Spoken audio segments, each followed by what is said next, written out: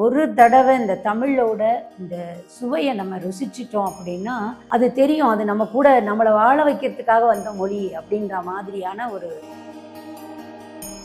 தமிழ் வெறுமனே ஆன்மீகம் மட்டும் பேசலை, நமக்கு வாழ்வியலை சொல்லி கொடுக்குது. ஒரு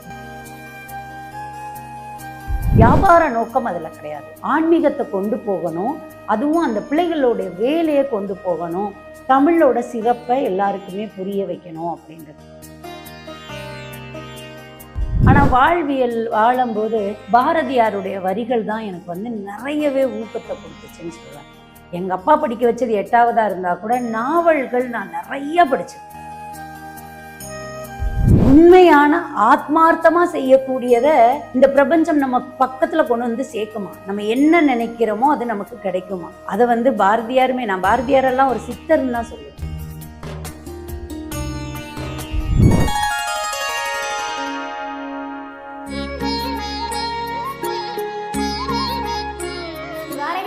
எல்லாத்துக்கும் வணக்கம். இன்னைக்கு நம்ம கூட ஒரு ஸ்பெஷல் கெஸ்ட் இருக்காங்க. இதுக்கு முன்னாடி நிறைய வீடியோல பார்த்துருப்பீங்க, நிறைய விஷயம் ஆன்மீகம் சம்பந்தப்பட்ட விஷயங்கள் பேசியிருக்காங்க. ஸோ ஃபர்ஸ்ட் மேம் நம்ம வெல்கம் பண்ணிக்கலாம். நம்ம கூட இருக்கிறது யாருன்னா ராஜலட்சுமி மேம் தான். வணக்கம் மேம். வணக்கம்மா. ஓகே மேம், நான் உங்கள்கிட்ட ஒரு சூப்பரான விஷயத்தை பற்றி தான் இன்னைக்கு கேட்க வந்திருக்கேன். போன வாரம் ஒரு பிரம்மாண்டமான ஒரு ஈவெண்ட்டை நடத்துனீங்க. அதுக்கு முன்னாடி நிறைய ஈவெண்ட்டுகளை தான் நீங்கள் நடத்தியிருக்கீங்க.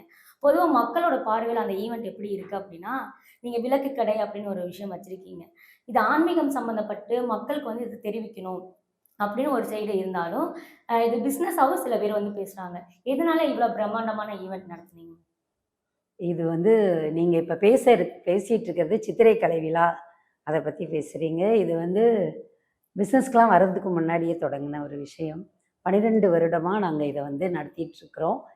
இது தமிழ் வளர்ச்சிக்காக அப்படின்னு ஆரம்பித்தது தான். எங்களுடைய நடனப்பள்ளி, அப்போ என்னுடைய பெண்களுக்காக தொடங்கின நடனப்பள்ளி இப்போவும் நடந்துகிட்ருக்கு. அந்த நடனப்பள்ளியில் படிக்கக்கூடிய பிள்ளைகளுக்கு தேவாரம், திருவாசகம், அதே மாதிரி 63 நாயன்மார்கள், ஆழ்வார்கள், இவங்களை பற்றின கதைகள் தெரியலை.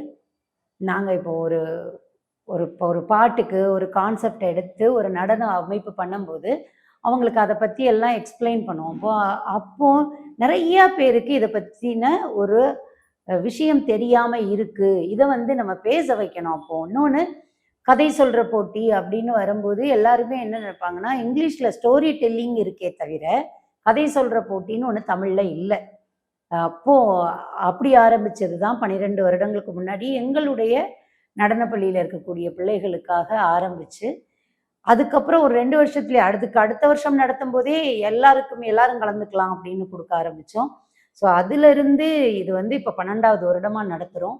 இது முழுக்க தமிழ் சார்ந்த நிகழ்ச்சியாக இருக்குது. இந்த தமிழ் அப்படின்னு நம்ம பார்க்கும்போதே என்ன அப்படின்னா, தமிழ் வெறுமனே ஆன்மீகம் மட்டும் பேசலை, நமக்கு வாழ்வியலை சொல்லி கொடுக்குது. ஒரு மனுஷன் எப்படி வாழணும் அப்படிங்கிறத சொல்லி கொடுக்கறது ஒரு நம்ம மொழியில் இருக்கக்கூடிய நூல்கள் அதையுமே போதிக்குது.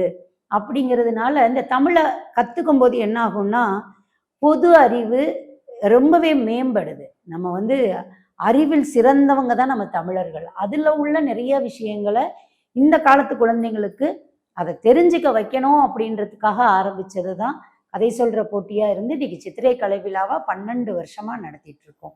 இதில் எந்தவித ஆன்மீக அதாவது வியாபார நோக்கம் அதில் கிடையாது.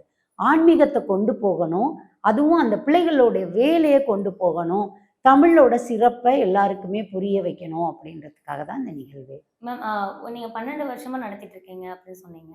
ஒவ்வொரு வருஷமும் ஒவ்வொருத்தவங்களை பார்த்து நீங்கள் குழந்தைகள் அதிகமாகிறத பார்த்துருப்பீங்க.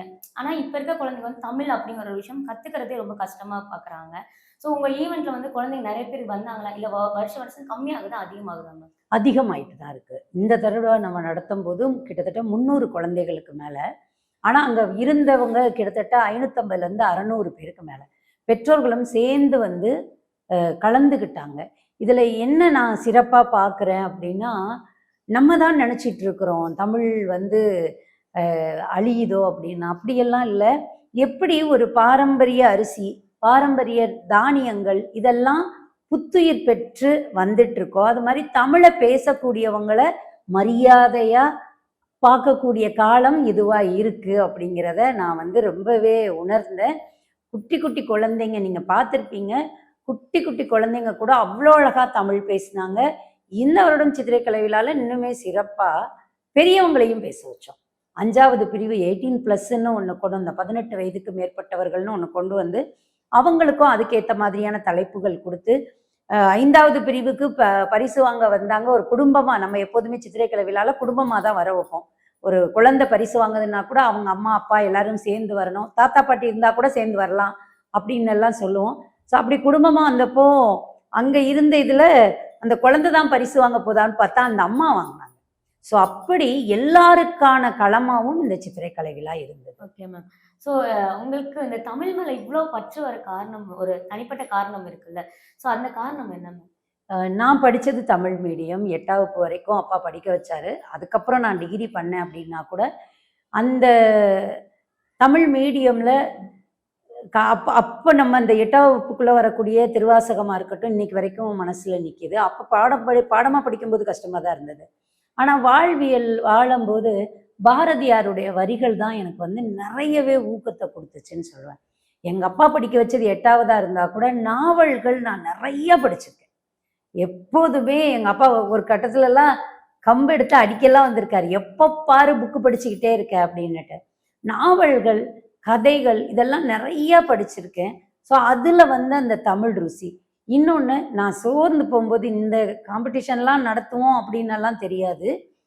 என்னோட குழந்தைகள் 2ஆம் வகுப்பு, 3ஆம் வகுப்பு படிக்கும்போது தான் நான் முதல்ல 2 வீலர் வாங்கி குடுக்குறாங்க. அந்த 2 வீலர்ல கூட நான் பாரதியோட வரிகள் தான் வந்து கனவு மெய்ப்பட வேண்டும், கைவசமாவது விரைவில் வேண்டும்னு எழுதி வச்சிருந்தேன். ஸோ அப்படி பாரதியாருடைய வரிகளை நிறையவே ரசிச்சிருக்கேன். அதுக்கப்புறம் அபிராமி அந்தாதி, தேவாரம், திருவாசகம் அது கொடுக்கக்கூடிய சுவை. ஒரு தடவை இந்த தமிழோட இந்த சுவையை நம்ம ருசிச்சிட்டோம் அப்படின்னா, அது தெரியும். அது நம்ம கூட நம்மளை வாழ வைக்கிறதுக்காக வந்த மொழி அப்படின்ற மாதிரியான ஒரு ஃபீல் இருக்கும். குழந்தைங்க பேசுறத கேட்க கேட்க எனக்குள்ளலாம் அப்படி ஒரு ஆனந்தம் இருக்கும். அதனாலேயே வந்து அதை தொடர்ந்து நடத்திக்கிட்டு இருக்கோம். Okay ma'am. நீங்க வந்து தமிழ் பேச்சு போட்டி இல்லாம ஓவிய போட்டி வேற வேற கலைகள்லாம் வச்சிருந்தீங்க. சில பேர் வந்து உமன்ஸே வந்து நெறைய தமிழ் பேசுன மாரி நாங்க பார்த்தோம். வீட்ல இருந்த உமன்ங்க நீங்க சொன்ன மாரி. ஸோ அவங்களுக்கெல்லாம் நீங்க முன்னாடி இன்ஃபார்ம் பண்ணுவீங்களா? இல்ல அவங்களோட தமிழ் பற்ற தெரிஞ்சு நாங்களே வரோம் வாண்டடா வந்தாங்களா எல்லாரும்? இது வந்து எங்களுடைய பேஜ்ல போடுவோம். இதுக்காக தனித்தனி ஒரு எங்களோட குடும்பத்தோட தான் உட்காந்து அது மாதிரி எங்களுக்கு ஆரம்ப காலங்கள்ல இருந்து தமிழ் ஆசிரியர்கள் ஒரு சில பேர் எங்களுக்கு துணைக்கு இருக்காங்க. கவிஞர்கள், கலைஞர்கள் அந்த பேச்சு போட்டிக்கு ஜட்ஜஸா வர்றவங்க இருக்காங்க. இவங்க எல்லாருமே வந்து அந்த டைம்ல மட்டும்தான் நாங்க அவங்க கிட்ட வந்து திரும்ப ஒரு ஃபார்முக்கு வருவோம். எல்லாருக்குமே தெரியும். இந்த ஜனவரி, பிப்ரவரி ஆரம்பிச்சதுன்னா சித்திரைக்கலை விழாவை பத்தி பேசுவோம். ஸோ அப்படி நம்மளுடைய பேஜ்ல போட்ட போஸ்ட் பார்த்து தான். அது மாதிரி எல்லாரும் வந்து ஏதோ ஒரு பதிவுல பேச முடியாது. அதுக்குன்னு டாபிக் குடுத்துருப்போம். அந்த தலைப்புகள்ல தான் அவங்க எடுத்து பேசுற மாதிரி. இவ்வளவு பிரம்மாண்டமான ஒரு ஈவென்ட் மேம். மத்த எல்லா மாதங்களும் வைக்காம, ஏன் குறிப்பிட்டு சித்திரை திருவிழா அப்படின்னு சொல்லி சித்திரை மாசத்துல வைக்கிறீங்க? சித்திரைக்கலை விழா ஏன்னா, சித்திரை வந்து நம்மளுடைய தமிழருடைய வருடப்பிறப்பு. அன்னைக்கு இருந்து நம்ம தமிழை கொண்டாடணும் அப்படின்றதுக்காக தான். நீங்க அன்னைக்கு பார்த்துருப்பீங்க கிட்டத்தட்ட ஒரு 300 குடும்பங்கள், ஒரு 500, 600 பேரு ஒரே இடத்துல காலையில இருந்து மாலை 5 மணி வரைக்கும் இருந்தாங்க. இப்படி ஒரு நிகழ்ச்சி ஒரே இடத்துல மக்கள் படம் கூட 2 மணி நேரத்துக்கு மேல யாரும் 2.5 மணி நேரத்துக்கு மேல யாரும் பார்க்கறது இல்ல. அதுலயே ஒரு பிரேக் இருக்கும். பட் இதுல வந்து லஞ்ச் பிரேக் மட்டும்தான் நம்ம கொடுத்தோம். அவ்வளோ பேரும் அவ்வளோ ஆர்வமா இருக்காங்க அப்படிங்கிறது வந்து எங்களுக்குள்ள ஒரு சந்தோஷம்.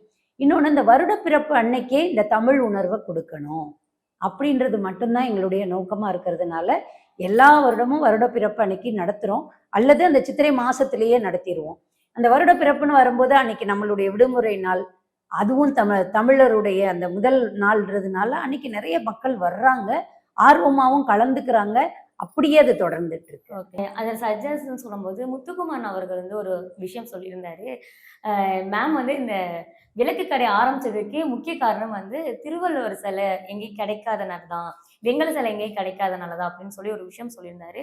ஸோ அதுலேருந்து ஏன் இந்த கடையை ஆரம்பிச்சது, இந்த வெங்கல சிலை கதையை அது மட்டும் எங்களுக்கு கொஞ்சம் சொல்லுங்க மேம். கண்டிப்பா. இப்படிதான் சித்திரை கலை விழாவுக்கு வந்து வரக்கூடிய சிறப்பு விருந்தினர்களுக்கு ஒரு ஒரு ஒரு தனித்துவமான ஒரு பரிசு ஒண்ணு குடுக்கணும் அப்படின்னு யோசிச்சப்போ, திருவள்ளுவர் சிலை கொடுக்கலாம், பாரதியார் சிலை கிடைக்குதோ இல்லையோ திருவள்ளுவர் சிலை கொடுக்கலான்னு சொல்லி திருவள்ளுவர் சிலையை தேடும்போது அப்பதான் நாங்கள் பார்க்குறோம் பித்தளையில் திருவள்ளுவருக்குன்னு சிலை இல்லை, ஒயிட் மெட்டலில் இருக்குது, உட்டில் இருக்குது, பிளாஸ்டர் பாரிஸில் இருக்குது.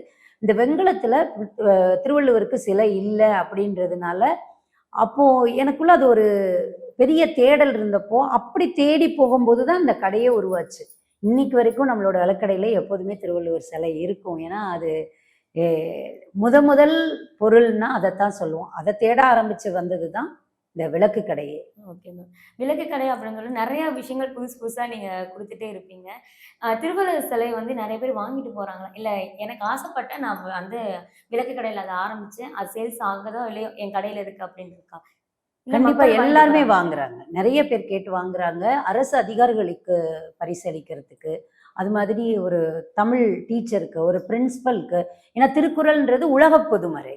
அப்ப நம்மளுடைய இந்த திருக்குறள் தெரிஞ்ச எந்த மொழிக்காரங்களுக்கும் அத பரிசா குடுக்கலான்னு சொல்லி, நிறைய பேரு தமிழ் சார்ந்த நிகழ்ச்சிகளுக்கு, கல்வி நிலையங்கள் சார்ந்த நிகழ்ச்சிகளுக்கு வரும்போது, கண்டிப்பா அந்த திருவள்ளுவர் சிலை வாங்குறாங்க. Okay ma'am. தமிழ் எல்லாத்துலயுமே அந்த தமிழ் தமிழ் அப்படின்னு சொன்னீங்க. நாங்க ராஜலட்சுமி மேம் தமிழோட ஒத்து பார்த்துட்டோம்.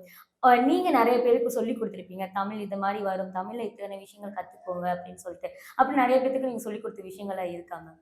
கண்டிப்பா கொரோனா டைம்ல எல்லாரும் வீட்ல உட்கார்ந்துட்டு இருந்தோம். அப்ப எங்களுக்கும் கூட வந்து கடை வந்து திறக்க முடியாது. எல்லாமே க்ளோஸ்ல இருந்த டைமு. அப்போ மாலை வேளையில அந்த மொட்டை மாடியில வாக்கிங் போவோம். நான் இருந்தது ஒரு அபார்ட்மெண்ட். அப்ப இருந்தது ஒரு அபார்ட்மெண்ட்ல. ஸோ அந்த வேளையில அங்க இருக்கக்கூடிய குழந்தைகள் எல்லாரையும் கூப்பிட்டு உட்கார வச்சு, அந்த டைம்ல தேவாரம் எல்லாம் சொல்லிக் குடுத்துருக்கேன். அது இன்னைக்கு வரைக்கும் அந்த எங்க அபார்ட்மெண்ட்ல இருந்த பேரண்ட்ஸ் எல்லாம் இன்னைக்கு வரைக்கும் நீங்க எங்களுக்கு கிடைச்ச பொக்கிஷம்னு சொல்லுவாங்க. ஏன்னா அந்த நேரம் பிள்ளைகளுக்கும் படிப்பு எல்லாமே ஆன்லைன் கிளாஸ், அவங்களுக்கும் போர் அடிக்கும். தினமும் ஈவினிங் வந்து 7 மணிக்கு மொட்டை மாடிக்கு எல்லா பிள்ளைங்களையும் உட்கார வச்சு சொல்லிக் குடுத்துருக்கேன். அவங்க அத திரும்ப சொல்லும்போது எனக்கு இன்னைக்கு வரைக்கும் அவங்க மறக்காம இருக்காங்க. நம்ம கொரோனான்றது 2020, 21. அப்ப இருந்து இதுவரைக்கும் அந்த பிள்ளைங்க கத்துக்கிட்ட பிள்ளைங்க இப்ப எல்லாம் பெரிய பிள்ளைங்களாயிடுச்சுங்க. பட் இருந்தாலும் அவங்கெல்லாம் மறக்காம அத சொல்லும்போது சந்தோஷமா இருக்கு. Okay ma'am. இந்த தமிழோட ஆர்வம் வந்து ரொம்பவே அழகாவும் இருக்கிற ஒரு விஷயம். ஆனா, இப்ப இருக்க காலத்துல தமிழ் கத்துக்கிறதுக்கோ, இல்ல பேசுறதுக்கோ வந்து சின்ன வார்த்தைய கூட கஷ்டப்பட்டு தான் பேசுறோம். ஸோ அத பார்க்கும்போது உங்களுக்கு எப்படி இருக்கு மேம்? என்னைய பொறுத்தமட்டில என்னுடைய பார்வை கஷ்டப்பட்டு இருக்குன்றத விட, இப்போ ஆங்கிலம் வந்து நம்மளோட கலந்துருச்சு. இப்ப நம்ம பேசும்போது கூட நெறைய விஷயங்கள் இந்த மிக்ஸ்ன்னு சொல்லப்போறேன் இப்ப அடுத்து. மிக்ஸ் பண்ணி பேசுறோம், கலந்து பேசுறோம் அப்படின்றது கூட, இது எல்லாமே வாழ்வியல்ல வரக்கூடியது தான். எப்படி சென்னைக்கு ஒரு ஸ்லாங் இருக்கோ, தூத்துக்குடிக்கு ஒரு ஸ்லாங் இருக்கோ, அது மாதிரி இதுவுமே வந்து வாழ்வியலோட கலந்துருச்சு. இருந்தாலும், நம்மளுடைய நிகழ்ச்சியில வந்த மிகப்பெரிய விருந்தினரா நான் பார்த்தது, கண்ல கண்ணீரோட உட்கார்ந்திருந்தேன். முதல் தடவை இந்த சித்திரை கலைவிழால. பாரதியார் எவ்வளவோ பிடிக்கும் அப்படின்னா, நான் மனசுக்குள்ள ஒரு கடவுள்ட்ட பேசுற மாரி பாரதியார்ட்ட நெறைய பேசியிருக்கேன். ஏன்னா, அவர் தான் சொல்லியிருக்காரு. எல்லாருக்கும் கஷ்டம் எல்லாம் வரும். அவருக்கு வந்து இறை நம்பிக்கை நெறைய உண்டு. அவருமே காளி வழிபாடுல, அம்பாள் வழிபாடுல ரொம்ப தீவிரமா இருந்தவரு. அப்போ அவர் வந்து அம்பாள்ட்ட பேசுவாரு. என்ன பேசுவாருன்னா, "என்னை இவ்ளோ அறிவா படைச்சுட்ட, தான் மேல உள்ள நம்பிக்கை. என்னை இவ்ளோ அறிவா படைச்சுட்ட, ஆனா இந்த அரிசி, பருப்பு வீட்டுக்கு செலவுக்கு இல்ல. இப்படியெல்லாம் என்னைய புலம்ப வச்சிராதம்மா." அப்படின்னு மனசு நொந்து அவர் எழுதுனது தான் "நல்லதோர் வீணை செய்தே, இதை நலம் கெட புழுதியில் எறிவதுண்டோ." அப்படின்னு ஒவ்வொரு கஷ்டங்கள் வரும்போதும் எனக்கு அந்த வரி வரும். அதே மாதிரி இப்ப யாரையும் பெருசா அந்த மாரி நினைக்கல. ஆனா ஆரம்ப காலகட்டங்கள்ல இப்பவும் வளர்ந்துட்டு இருக்கணும், வளரணும் அப்படின்னு ஆர்வம் இருக்கிறவங்களுக்கு தெரியும். நம்மள யாரெல்லாம் வீழ்த்தணும்னு நினைச்சாங்களோ அவங்க முன்னாடி சொல்லியிருப்போம். நான் என் பொண்ணுக்கு நெறைய இந்த மாரி பேச்சு போட்டிகள்லாம் எழுதி குடுத்துருக்கேன். தேடி சோறு நிதம் தின்று பல சின்னஞ்சிறு கதைகள் பேசி மனம் வாடி துன்ப மிக விழன்று பிறர் வாட பல பல பல செயல்கள் செய்து நரை கூடி கிளப்பருவமெய்தி கொடும் கூற்று கிரை என பின் மாயும் பழம் வேடிக்கை மனிதரைப் போல் நான் வீழ்வேன் என்று நினைத்தாயோ. இப்படி ஒவ்வொருத்தரையும் எதிரியா நினைச்ச ஒவ்வொருத்தரையும் நான் வந்து கேட்டிருக்கேன் என் மனசுக்குள்ள. நான் வீழ்வேன்னு நினைச்சிட்டீங்களான்ற அந்த வெறிய, அந்த தீய அணைய விடாம பார்த்துக்கிட்டது பாரதியாருடைய வரிகள். அவருடைய ரத்தம் இந்த சித்திரை கலை விழாவுக்கு வருது. பாரதியாருடைய பாடல்கள் பாட வச்சு கேட்டிருப்போம். அதே மாதிரி பாரதியாருடைய அந்த பாடல்கள் இருக்கட்டும், அவருடைய கதைகள் ஆகட்டும், அவருடைய வரலாறு ஆகட்டும், அவர் மனைவி கிட்ட அவர் நடந்துக்கிட்ட விதமா இருக்கட்டும், இப்படி ஒண்ணு ஒண்ணையும் கேட்டு வளர்ந்துருக்கிறோம். அவருடைய அணுவுல இருந்து வந்த ஒருத்தர் நம்ம பக்கத்துல உட்கார்ந்துருக்காருன்னு நினைக்கும்போது கண்ணீரா வந்துச்சு. அப்போ உண்மையான தேடல், உண்மையான ஆத்மார்த்தமா செய்யக்கூடியத இந்த பிரபஞ்சம் நம்ம பக்கத்துல கொண்டு வந்து சேர்க்குமா? நம்ம என்ன நினைக்கிறோமோ அது நமக்கு கிடைக்குமா? அத பாரதியாருமே, நான் பாரதியாரெல்லாம் ஒரு சித்தர்ன்னு தான் சொல்லுவேன். அவர் வாழ்ந்தது ரொம்ப கம்மியான காலம் அப்படின்னா கூட, அவருடைய எண்ணங்கள், அவருடைய வரிகள், அது ஒரு ஒரு பெரிய ஒரு மிராக்கள், ஒரு மேஜிக்க பண்ணக்கூடிய அந்த வார்த்தைகள், இதெல்லாம் பண்ண ஒருத்தருடைய வித்து நம்ம பக்கத்துல உட்கார்ந்துருக்கு. அங்க த தமிழ்த்தாய் வாழ்த்து போகும்போதா இருக்கட்டும், அத மாதிரி மனதில் உறுதி வேண்டும், அதுக்கு எங்களுடைய நடனப்பள்ளி மாணவர்கள் ஆடுனாங்க. அதை பார்க்கும்போதா இருக்கட்டும், பாரதியாரோடையே உட்கார்ந்து அந்த பாரதியோட பாட்டுக்கு ஒருத்தவங்க ஆடுறத பார்க்கும்போது எப்படி இருக்கும்? அந்த ஃபீல் கொடுத்தது, கண்ணுல கண்ணீரா வந்துச்சு. ஏன்னா, அது எனக்கு அவ்வளோ ஒரு பர்சனலான ஒரு விஷயமா இருந்தது. Okay ma'am. அவர்கிட்ட சொன்னீங்களா மேம்? பாரதி சார் இவ்ளோ அவர் மேல ஒரு பற்றா இருக்கும்போது, கண்டிப்பா அவர்கிட்ட நெறைய விஷயங்கள் நீங்க பேசியிருப்பீங்க. பேசுனீங்களா மேம்? கண்டிப்பா. அவர்ட்ட அதுக்கு முன்னாடியே நான் நெறைய பேசியிருக்கேன். அவர் நம்மளுடைய கடைக்கு ஒரு தடவ சிறப்பு விருந்தினரா கூப்பிட்டுருந்தோம். அப்ப வந்திருந்தாரு. வந்திருந்தப்போ நான் பாரதிய பார்த்து பேசினத கேட்டு அவர் மிரண்டுட்டாரு. இவ்ளோ ஆர்வமா? இவ்வளவா? இவ்வளவான்னுட்டு அவ்ளோ விஷயங்கள் பாரதியார பத்தி நான் அவர்கிட்ட ஆல்ரெடி பேசியிருக்கேன். இருந்தாலும் அந்த நிகழ்வுல அவர் கூட உட்கார்ந்திருந்தது ரொம்ப ஆனந்தத்த குடுத்தது. நிரஞ்சன் பாரதி உண்மையாவே பாரதியார்ன்னு சொல்லும்போது முண்டாசு கட்டி, அந்த ஹைட்டா ஒரு கோட் போட்டு, தன்னை தனித்துவமா காட்டிக்கிட்டே இருந்திருக்காரு பாரதியார். இந்த சோசியல் மீடியா கிடையாது. நம்ம நம்மள நம்மள யாருக்குமே அதுல அப்போ நூல்கள் மூலமா, புக்கு மூலமா மட்டுமே தான் மக்களுக்கு நம்ம போய் சேருவோம். அந்த புத்தகமுமே எல்லார் வீட்லயும் கிடைக்குமான்னா கிடைக்காது. அப்படி இருந்த காலகட்டத்திலயும் ஒரு மனிதன் வாழ்ந்து, அவருடைய எழுத்துக்கள் இவ்வளோ தூரம் வாழ்ந்து வந்திருக்குன்றது உண்மையிலேயே அவர் ஒரு சித்தர் தான். அல்லதெல்லாம் இவ்வளோ தூரம் சாத்தியப்படவே பட்டிருக்காது. அவருடைய பாரதியாரோட படத்துல பத்தி பேசும்போது, பெண் சுதந்திரத்தை பத்தி பேசும்போது, அவர் கண்ணம்மாவோட தோள்ல கை போட்டு அந்த பாரதி படத்துல நம்ம பார்த்துருப்போம் இல்லையா? அதெல்லாம் பத்தி நான் பேசும்போது அவர் ரொம்ப வியந்து பார்த்தாரு. இன்னொன்னு என்னன்னா, பாரதியாருடைய ஊரும் எங்களுடைய ஊரும் பக்கம் பக்கம் தான். ஒரு 15 கிலோமீட்டருக்குள்ள தான் தூரம் இருக்கும். எட்டயபுரத்துக்கும் நான் பிறந்து வளர்ந்த அந்த ஊருக்கும். ஸோ எங்க ஊருக்காரரு அப்படின்ற அந்த ஒரு கர்வம் எங்களுக்குள்ள எப்போதுமே உண்டு. Okay ma'am. ஸோ இவ்ளோ ஒரு தமிழ் அப்படிங்கிற ஒரு விஷயம் ரொம்ப அழகா இருக்கிற ஒரு விஷயம். ஸோ இந்த ஈவெண்ட்ட பொறுத்தவரைக்கும் நீங்க தமிழ் அப்படிங்கிற ஒரு விஷயம் வச்சிருந்தீங்கல்ல, அ அது இல்லாம நீங்க நெறைய பேத்துக்கு சொல்லியும் குடுத்துருக்கீங்க. இந்த ஈவெண்ட்ல உங்களோட ஸ்டூடண்ட்ஸ் நெறைய பேர் இருந்தாங்க. ஸோ அதெல்லாம் பார்க்கும்போது உங்களுக்கு எப்படி இருந்துச்சு?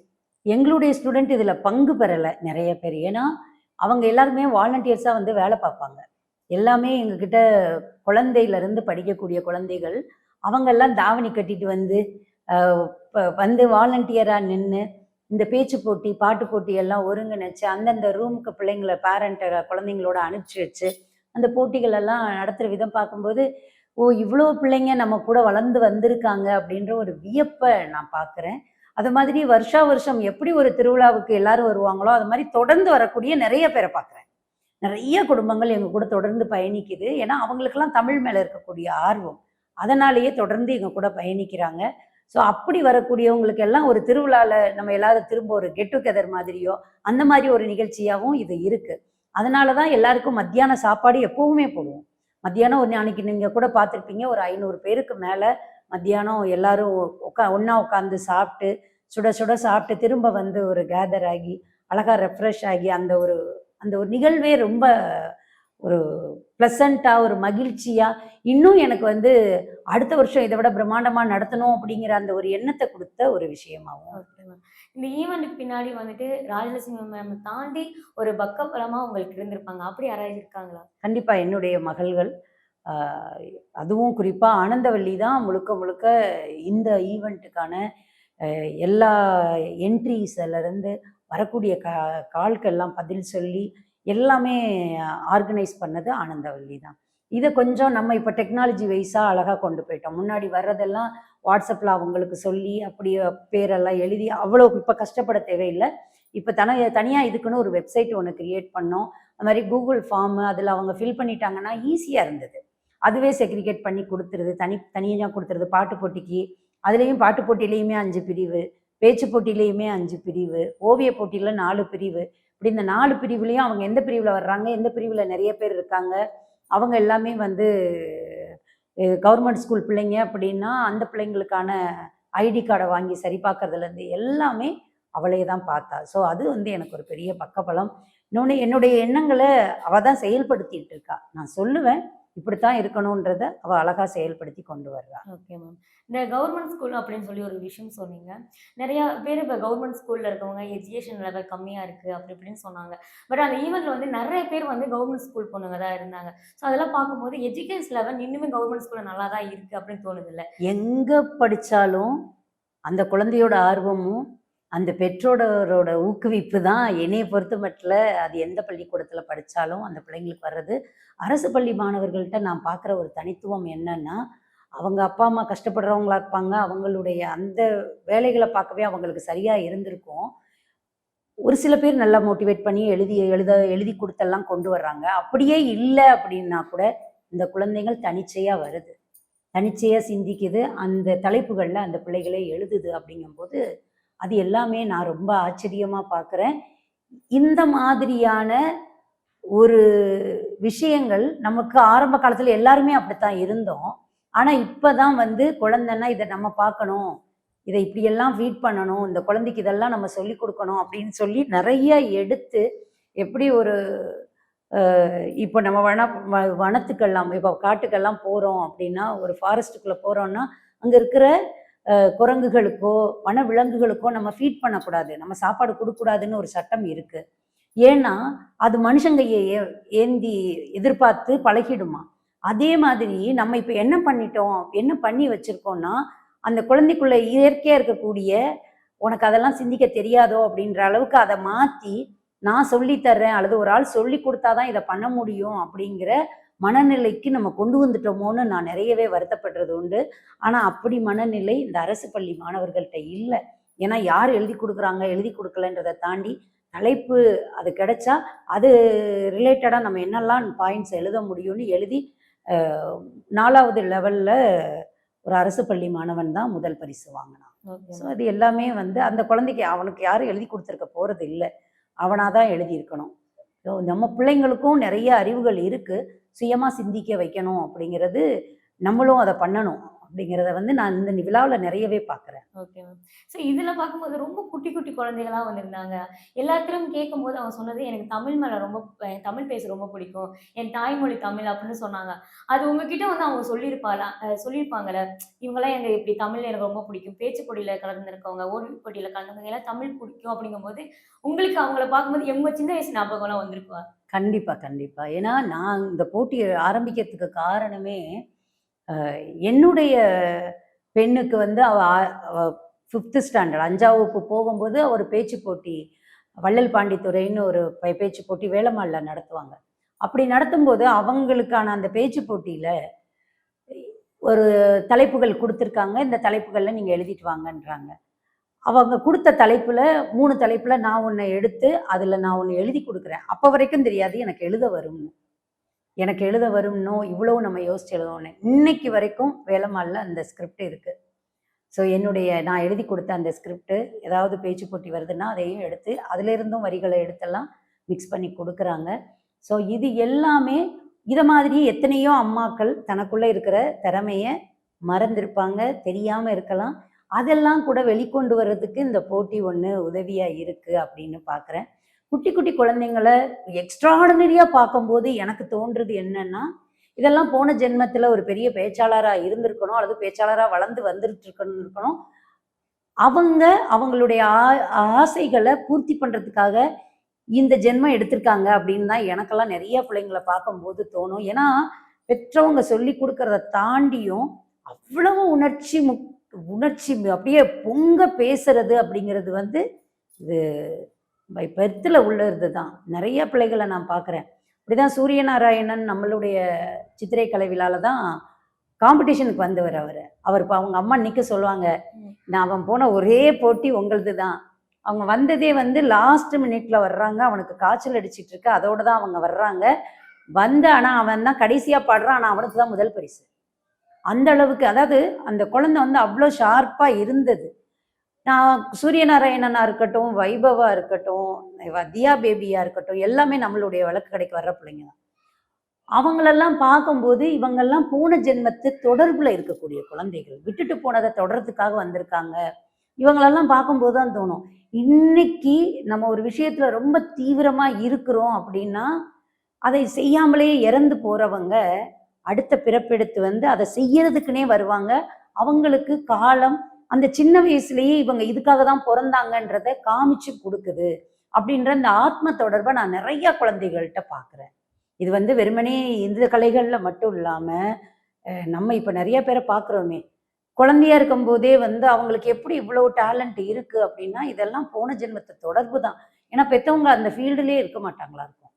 ஆனால் அப்படி ஒரு அதுக்கு ஊக்குவிக்கிற பெற்றவங்களை தேர்ந்தெடுத்து அந்த குழந்தை அவ்வளோ அழகாக பிறந்து இதுக்கு தொடர்ந்து வருது. இதெல்லாம் பார்க்கும்போது எதையாவது செய்யாமல் விட்டு நம்ம செத்து போனால் கூட திரும்ப அதை செய்யறதுக்கு பிறந்து வருவோம் அப்படின்ற எண்ணம் வந்து எனக்குள்ள வருது. மேம் நீங்கள் சொல்லும் போதே வந்துட்டு இப்போ நிறைய பேர் சொல்கிறாங்க அழிந்துட்டு வர மொழி தமிழ் மொழி அப்படின்னு சொல்கிறாங்க. இந்த விஷயம்லாம் பார்க்கும்போது தமிழுக்கு அழிவே இல்லை அது மாதிரி தோணுது இல்லை? ஆமாம், உண்மைதான். ஏன்னா நான் அதனால தான் ஒரு தமிழ் இனி வெல்லும் அப்படின்னு ஒரு தலைப்பு கொடுத்தோம் நாங்கள். எதுக்கு அப்படின்னா இன்னைக்கு எல்லாமே தமிழ்ல பேசுறதை எல்லாரும் பெருமையா பார்க்க ஆரம்பிச்சிட்டாங்க. நம்ம வந்து அதுதான் நான் உங்களுக்கு முதல்லயே சொன்ன மாதிரி, இன்னைக்கு நான் ஒரு சிறுதானியம் சாப்பிட்டேன்றதை எல்லாருக்கும் பெருமையா சொல்லக்கூடிய காலம் அந்த மாதிரி. என் குழந்தை தமிழ்ல நல்லா பாடும், தமிழ்ல நல்லா பேசும் அப்படிங்கிறத வந்து பெருமையா சொல்லக்கூடிய காலம் வந்துகிட்டே இருக்கு, வந்துருச்சு. அதனால இனிமேல் எல்லாரும் தமிழ்ல நிறைய பேசுவாங்க. Okay ma'am. நிறைய விஷயங்கள் அப்டேட் பண்ணோம் இந்த இதில் வெப்சைட் ஆகட்டும் எல்லாமே சொன்னீங்க. ஸோ இந்த ஈவெண்ட்டை கம்பேர் பண்ணும்போது அடுத்த ஈவெண்ட் பெட்டரா பண்ணணும்னு நீங்கள் ஒரு விஷயம் சொன்னீங்களே, எந்த மாதிரி விஷயத்துல மாற்ற போறீங்க ஈவெண்ட்ல அடுத்த ஈவெண்ட்ல? அது காலம்தான் பதில் சொல்லும். இருந்தாலும் எனக்கு வந்து இந்த குழந்தைங்கள ரொம்ப நேரம் காக்க வைக்காம, நம்ம அன்னைக்கு ஆக்சுவலி ஃபுல் டே, ஆனால் ஃபுல் டேவும் அவங்க தமிழோடையே இருந்தாங்க.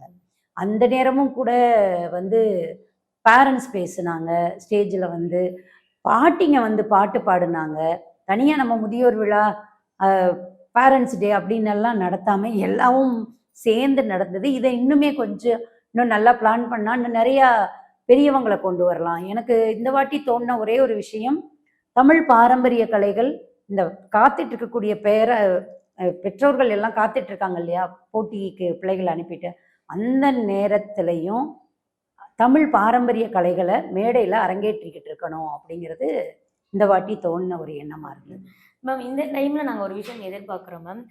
சென்னையில் மட்டும் இந்த ஈவெண்ட் அடுத்தடுத்து நடந்துட்டு இருக்கு, மற்ற ஏரியாவில் மற்ற டிஸ்ட்ரிக்டில் நடத்துறதுக்கு வாய்ப்பு இருக்கா மேம்? காலந்தாம்மா பதில் சொல்லணும். சென்னையில் நடத்துகிறதே வந்து இது வந்து ஒரே ஃபேமிலி தான். ஆக்சுவலி நாங்கள் முன்னேற்பாடு பண்ணி எடுக்கிறது தான், இதுக்குன்னு ஸ்பான்சரோ எதுவுமே கிடையாது. இந்த வருடம் தான் எங்களுக்கு வாராகி டிவி சப்போர்ட் பண்ணாங்க. ஏன்னா நாங்கள் எல்லாம் எடுத்துருவோம், ஆனால் அதை வந்து ரீலாக கட் பண்ணுறது இதெல்லாம் ரொம்ப கஷ்டமாக இருக்குது.